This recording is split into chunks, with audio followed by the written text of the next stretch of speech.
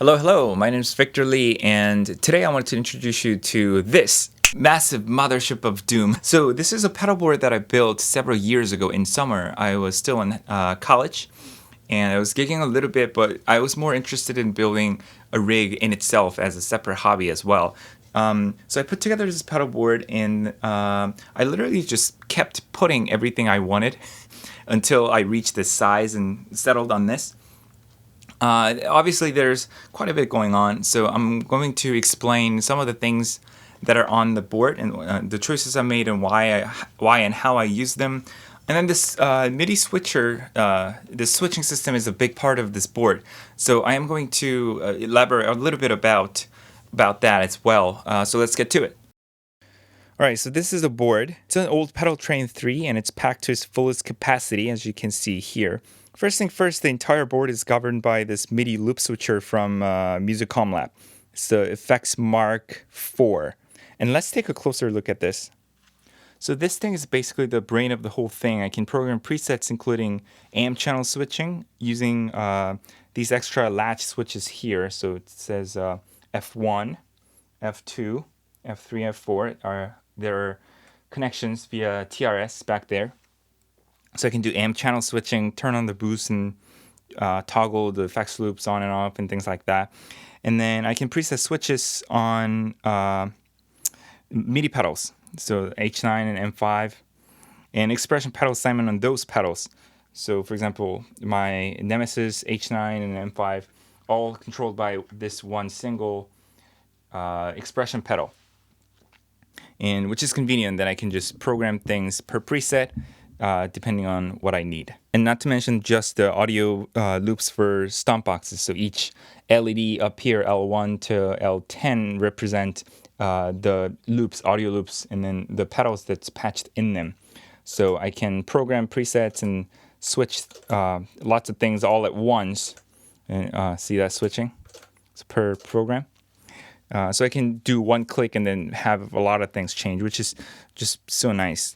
Now let's take a look at the pedals I have on this. I'll go in order of the loop. But first and foremost, we have the boring tuner that's up there. I use Sonic Research strobe tuner, and it's a MIDI one. I like it because it tracks super fast, so I can tune to attacks. And plus, I can store a preset for buzz, beat, and tuning system for my Anderson guitar. So it's got some different cents, pitch variations per string, and then I can program it up there. I actually have it hooked up in my rack drawer over there. So it came from over there, but I brought it here just for aesthetics. I couldn't leave the space empty. And then, okay, for loop 1 is the SP Compressor by Xotic Effects. It's small and I can do parallel compression, which is nice for subtle enhancement of bringing everything forward without squashing the entire thing and then lose the transient. So basically I have mix knob, blend knob over there. I can mix in the compression and the dry signal, which is very, very handy. It's apparently based on the old Ross compressor. I've played the real thing several years ago, but I can't say it's exactly the same, but it's a nice compressor for sure. There are two ways I like to use compressors for. I'm going to go over what the situations are. So the first is on a clean sound. Usually my clean, quote-unquote clean, has a little bit of hair on it almost always. But if I do have to play really clean, I like having compression on it. Just feels a lot nicer to play. Occasionally opportunities come up when I do recording sessions for other artists, or sometimes on my own music I do need like really clean. Then I would generally dial that in for subtle compression. The other way I use compression is when I want to get sustain on a lead tone, but without sounding too saturated. So I find it very effective dialing a tone for a guitar solo on a song that guitars aren't usually the driving force, you know? A pop song or some R&B stuff, I was to do a lead or a solo, I need more sustain. But I usually don't want the guitars sounding too grainy or too, like, you know, too driven. So I would generally turn that on and then get the sustain I need that way. Loop 2 is the MXR Phase 90. That's sitting over there. This one is the 1974 Reissue script logo version. Not much to say about it because it's very, very simple. Just one knob. It's a great sounding phaser though. It's super easy to dial in tone because you just need to worry about the speed. Very warm and chewy. I've used it on some parts during a couple of sessions recently. And then the modulation that you hear in the transition effects with panning harmonics on double agent. That's this pedal. It's awesome. Loop 3 is currently Horizon Device Precision Drive, right there. This guy. This is a pretty popular pedal nowadays amongst people who like to play heavier, side of music. And this is a collaboration involving Misha Mansour from Periphery and MXR, as far as I know.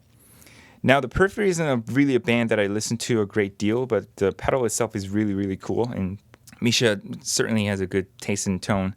So it's essentially a tube screamer, but with the attack knob here, this guy. I can rob it off low end so that I can minimize the need for multiband compression in the post-production on palm mute parts. Maybe that's why it's so popular among those people who play that style of music. But a little bit of resonance, of course, is cool and kind of the point of the palm mute parts, so I don't try and get rid of all of the low end, but it does help control it for a bit. So it's got 1, 2, 3, 4, 5, 6, 6 clicks of low-end roll-off, and then you can kind of discreetly choose from it.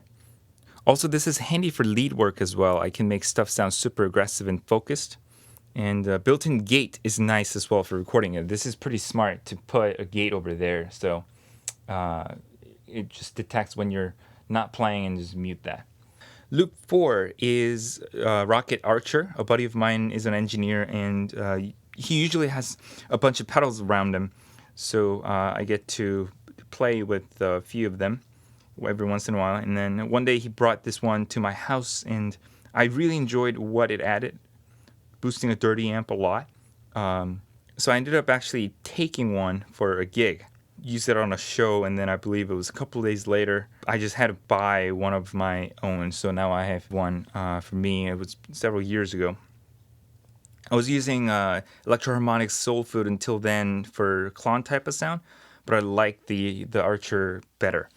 I don't know if it's exactly the same as the original clones, but the general characteristic difference I hear on this compared to a tube screamer style is where the mid-range sits. So the tube screamers seem to sit a little bit higher, broadly speaking, obviously. You can adjust the tone control and whatnot, but and I like how these sort of blends really well with an amp that's kind of crunching up. So I like hitting the Badger with it. The channel 2 of this is gain set low, sounds good with it. So I use it pretty much for solos and stuff. Loop 5 is currently empty, actually. This is loop 5 here. Loop 5 is currently empty. So my initial plan was to get a Strymon Mobius and replace the M5 eventually, in order to basically put one side pre-distortion and the other side post-distortion using a pre/post routing option. So Mobius is basically a stereo effects. It's got stereo ins and out, and within the pedal I have an option to choose either I want the pedals to run in stereo or pre-post. So I can use the left input and output for one place, and then the right input and output for another place. So I basically can put the pedal in two different locations, and then I can program the preset to decide which location I want the effects to take place. More on this later, talking about the H9, but for pre-position I was going to use things like flanger, univibe, and some pitch effects, envelope filters, and things like that I generally would use before distortion. So loop 6 is a Analogman Princip tone. I love this pedal. This is probably my favorite standalone overdrive ever. I've tried a bunch of different pedals, but this one just seemed to fit my style and needs very well. It's based on boost breaker circuit, and it's got 3 different clipping modes. So in a toggle switch here. And most of the time I use it on the boost mode in the middle. And with the gain set high and then tone set about 3 o'clock for chimey semi-clean thing, it's really nice. It's kind of a generic sound, but in a good way. That tone works for most of the music when there's a space for a guitar. And overdrive mode is very cool as well. With the gain about half and tone quite high, I get this really dynamic bluesy sound. Similar applications as the boost mode, but with this I get a little saggier attack and a bit of give. Works nicely if I need a rounder type of sound. And then on the distortion mode, I rarely use it, but I have gigged with this, with the gain all the way up cranked, and then through a Blues Junior to play 80s metal. It worked actually surprisingly well. A little bit narrower sound, but it's got its own time and place. Sometimes I need a focus sound where amp distortions don't work as nicely, which in my mind are broad and big. So Loop 7 is my Line 6 M5 unit. It's basically a backup to the H9 here. But I do love some modulation effects from this. The pitch vibrato is really nice in this, and it's a lot easier to dial good sounds than the H9. So I use this a lot easier on board as well. Where as H9, I would generally use it with an editor app on my phone. Anyways, some tremolos are nice, as well as some choruses. It's just a lot faster on this to get good sound again, and I like to use this pedal for recording sessions and even some live tones when I was taking this board out a lot. Delays and reverb are also pretty good on this, but I mainly use it as a modulation box because I have dedicated delays and reverb over there. But more on that later. Loop 8 is my H9, Eventide H9. Interesting thing about H9 is that it allows me to patch in two different places.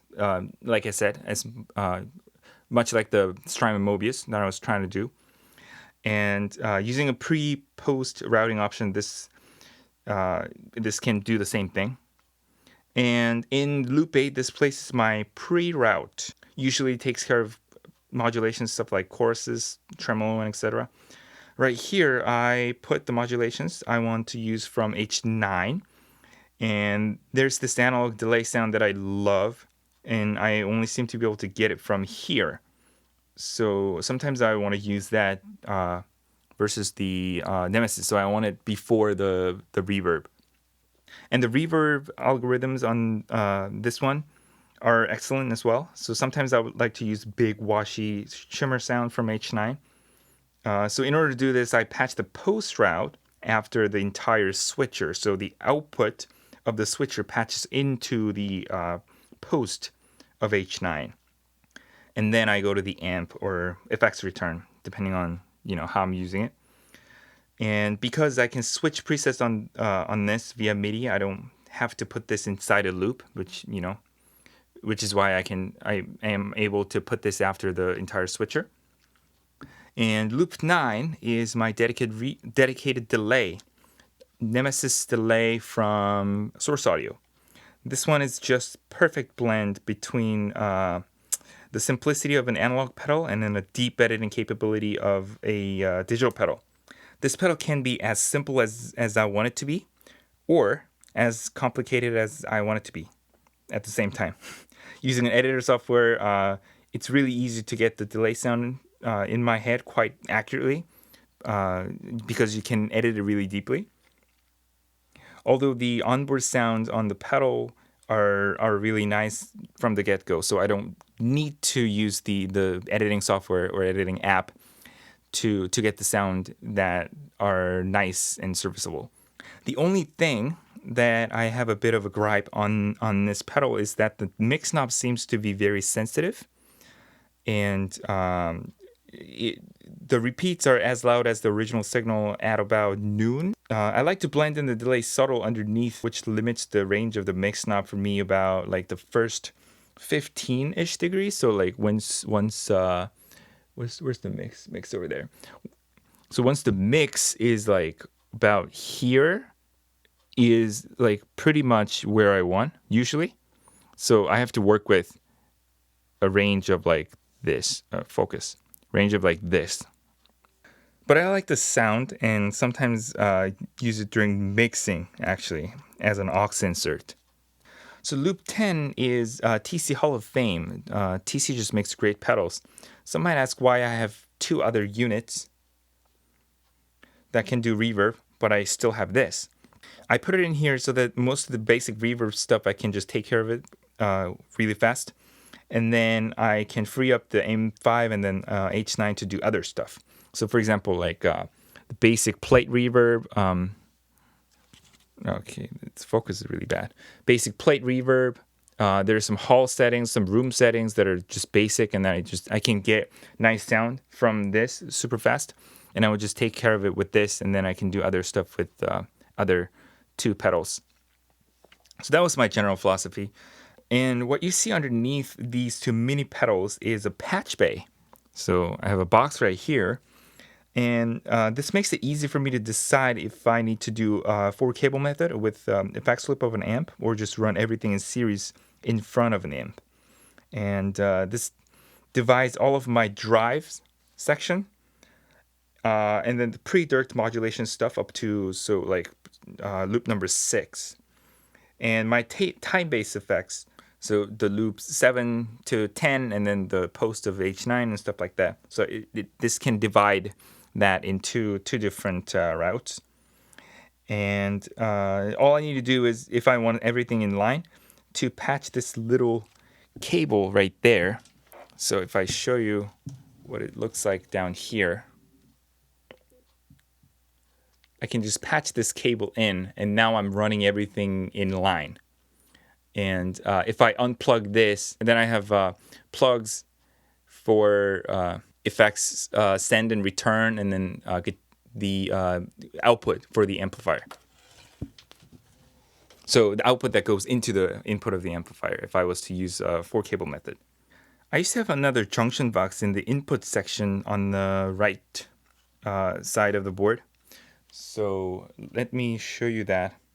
So this one is a gutted out Joyo pedal. I put together a buffer and some other utility stuff for my my PWE Event Horizon head. So it used 4-pin XLR, so that's why I have the 4-pin XLR here. And then this switch used to toggle effects loop on and off. And the TRS jack here is for the channel switching, so I can plug this. So I can plug this from here into the switcher, so I can control the channel switching with the latch switches here. So this switching system would control everything in one button push, and then with the 4-cable method with the amp, and then it was a wonderful rig. Although I stopped taking this big amp out as it was really inconvenient. And I took the buffer circuit out to use it in the input of my drawer, the rack drawer over there. So inside the drawer, I can actually patch a buffer if I want to record with the buffer in line. And the switcher has a buffered input option, actually. So in the input, there's two different inputs that you can plug into. Let's see if I can show you. And it's actually quite hard. So you can see there are two different inputs. So one at the top is a buffered input, and then one at the bottom is the no buffers. But anyways, it cut a bit too much of the bottom end, the buffer inside the switcher. So that's why I built this particular buffer circuit. It's a copy of Pete Cornish design, if anyone's familiar with them. The one I used to put in here, and now it's over there. The expression pedal is Roland EV1. I chose it because it was cheap and really light. The weight was an important factor building this board and the choice of the pedals, because there were going to be a lot of pedals on this, and I need to be able to carry the pedal board without being too exhausted. Anyways, I like the taper on this. And the range of the action is nice too, so I just keep it around there. It's cheap too. If it breaks, I can just buy another one. The power supply I chose is Strymon Zuma for this. So let me show you the power supply that's underneath this board. So that's the power supply. I used to use Custom Audio rack power supply. to power all these pedals, where it was really massive and hefty. I switched to Zuma now, and then it cut the weight of the board down by like 5 pounds, which is super impressive. Zuma only weighs like a little over 1 pound, 1.25 pounders or something. It's crazy how much juice it can pump out in this featherweight package. Kudos to Strymon. So I told you that I didn't take this board out for many live gigs, and now I mainly use this for recordings, and having a switcher actually makes a difference in tone because I can select a loop, and it's way faster than having to manually patch in a pedal, obviously, I want to use. And but also I can bypass the cables on the pedals I'm not using currently. Not only I get to go through the shortest possible path, but it's also really easy to troubleshoot and isolate the culprit if a cable malfunctions too. So the only thing that I have to do if something goes down is I can test each of the loop separately. And then if something doesn't work, I know that the cable within that loop is the problem. Whereas, you know, if I had this pedal board that's wired in series, it'd be kind of tough to find that one thing since everything is running all the time. And outside the board, I have a few pedals that I use. I'm gonna show you a couple of pedals that I have. So the first thing, this one is the Bondi, I think it's Bondi Sick As pedal. And I love this pedal. The reason why it's not on the board is because actually I use it all the time. I just patched it inside the drawer here, and it's always on the go if I need to boost this Badger 35 amp. Works really nicely with that. Or just need a semi-clean hair on top of a clean sound. It works really well with the Fractal AX8 too, so I sometimes use it to boost the amps in the Fractal. On the shelf are my volume pedal and a wah, and then, you know, on top there's another Roland EV1 that I use for expression for my Fractal. But let me get the wah out and then talk a little bit about that, because I actually worked on that one. So this wah is iWah from Apple. So this wah pedal in particular is a modified Crybaby. This is the first pedal that I've ever modified. I did several things to it. I changed some cap values. I changed the filter window. I got rid of the dreaded input buffer, and then I put it on an LED so you can actually see when the pedal is on. And this is a volume pedal from Mission Engineering. It's called VM1. VM1 there. Nothing too special about this, other than they make really high quality, and then I like the taper, and it's super rugged. So I like to use it for like recording volume swells, and you know, for live stuff. It's handy to have a volume pedal with you. So I use it for that. I hope you enjoyed this video, and if you did, please give it a thumbs up. Next on the series is a studio tour. So I'm going to be showing you guys the production audio stuff, the computers, monitors, and all things the recording equipment. So stay tuned if you're interested in that. Please subscribe so you don't miss out on the videos if you want to follow along. And that's it for the video. Good day.